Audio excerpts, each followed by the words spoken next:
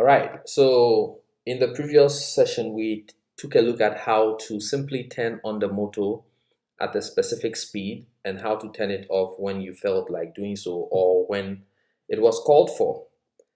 Now we want to take a look at how we can make the motor sweep a specific angle at a specific speed.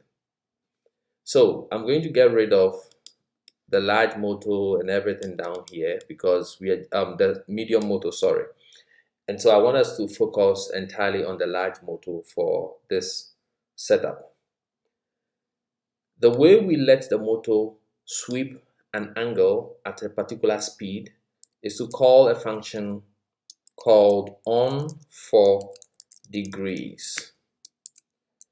And the parameters are you specify the speed at which you want it to sweep that angle. So I'm going to set it at 50% of its maximum rated speed.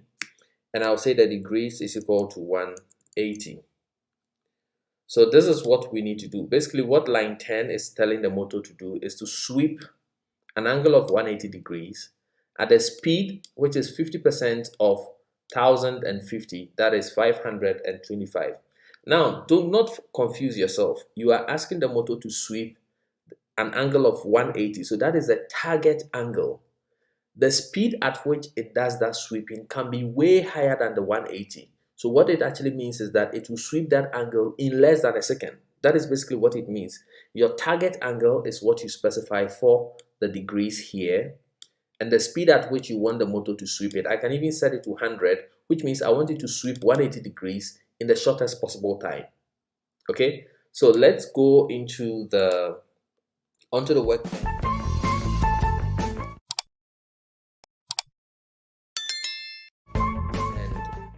See what this code is going to produce. So on the workbench, I want you to keep an eye on the large motor here. I'm uploading the code now, and let's see what it's going to do. So let's wait for a while, and you can see that it swept an angle of 180 degrees, and it did so at the speed of 50% of its maximum rated speed. So over here, let me go back to the code view. So over here, you just specify your target angle and the speed at which you want it to do so. Remember that you can always use these conversion functions to convert from your target degrees per second or revolutions per second or revolutions per minute to the value that should be set to speed. So if I wanted this motor to travel at 180 degrees per second, I can call speed DPS, pass in 180. So I want it to sweep an angle of 180 degrees at a speed of 180 degrees per second. So logically, it should finish doing this in just 1 second. That is what this code is actually achieving.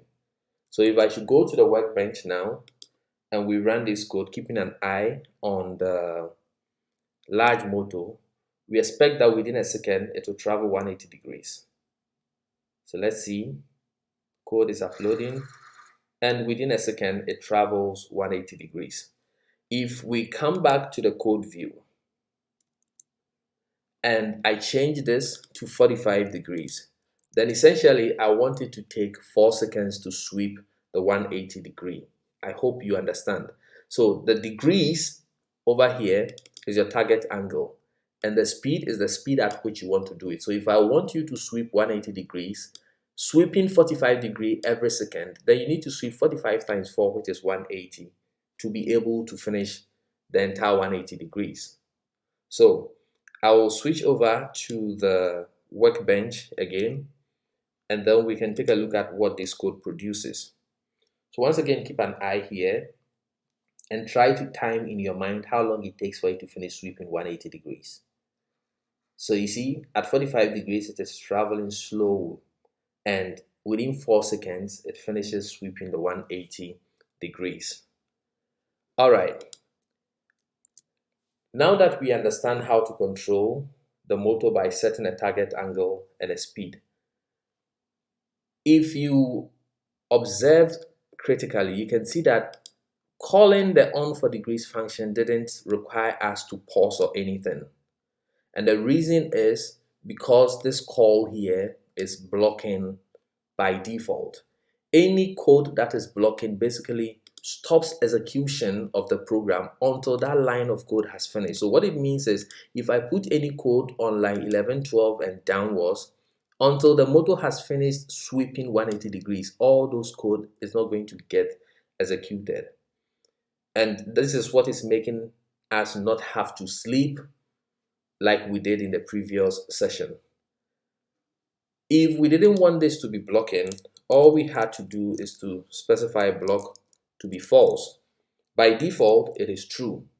So, maintaining the code we had previously, the only thing we have changed is to set block to false. Previously, it swept 180 degrees within 4 seconds. Let's go to the workbench and see what the effect of this change is going to be. So I'm going to run it again, and I want you to keep an eye on this large motor. So code is uploading, and we should expect the motor to start moving. But what happened here? The motor moved slightly and it stopped. Why? Because in our code we said block is equal to false. So what it means is the motor tried to sweep the 180 degrees, then it comes to the next line. But because there is no statement on the lines after 8, our program ended and the motor had to stop. So whenever your logic calls for a blocking motor movement or non-blocking, always remember that you are able to control that. But by default, it is set to true, which means if you don't pass the block parameter or the argument, then your call to the motor's movement is going to be blocking by default. There is another parameter or argument called break, which you can also set to true or false. And if you set it to true, which I think is the default, is going to cause the motor to stop when it has finished sweeping the angle, instead of making it to coast slowly using friction to stop. For now, it is not of interest to us, so we are not going to talk much about it. So remember, you can always use the speed RPS, speed RPM to, specify the speed at which you want your motor to move and your target angle. Also, we can negate either the speed or the degrees to reverse the direction in which the motor travels. So I'm going to remove this block so that it is blocking, and let's go over to the workbench to see what is going to be the effect of this code. So I'm going to run it, and we should expect that this motor will have to move in the reverse direction that we've been seeing. So you can see that now it is moving counterclockwise. So always the way to negate the direction of your motor is to negate either the degrees or the speed. That is it for making the motor take some turns at a specific speed. In the next video, we will take a look at how to make it make some number of rotations at a specific speed. So thank you very much for watching, and I will see you in the next.